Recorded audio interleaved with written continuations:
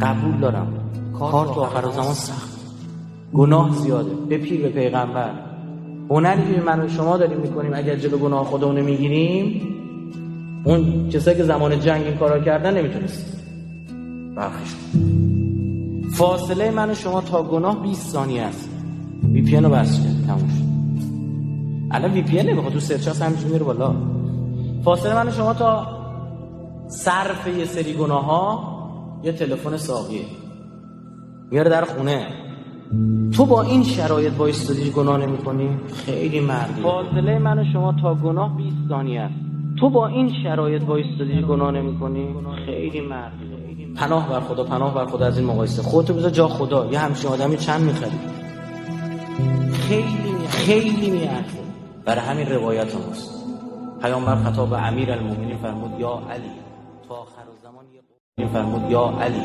تا آخر زمان یه قومی میان اعظمهم یقینا اکثرهم ایمانا. بیشترین یقین تو کل بشریت اینا دارن، بیشترین ایمان در بین مخلوقات خدا مینا دارن. نه منو دیدن نه تو رو. امامشون پشت سر حجاب هست. امامشون هم ندیدن، نه من پیغمبر دیدن نه شما رو. امامشون هم پشت سر حجاب هست.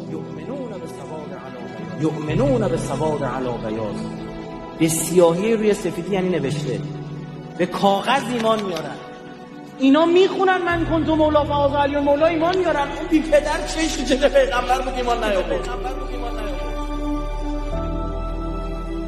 شما جا خدا چند میخریش؟ پیامبر میفرماد هر کدومشون صبر بر این سختی‌هایی که تو آخر زمان میکنن و میجنگن با این تاریکی، هر کدومشون 70 تا شهید جنگ بعد. شهید جنگ بعد نمره 20 شهدا.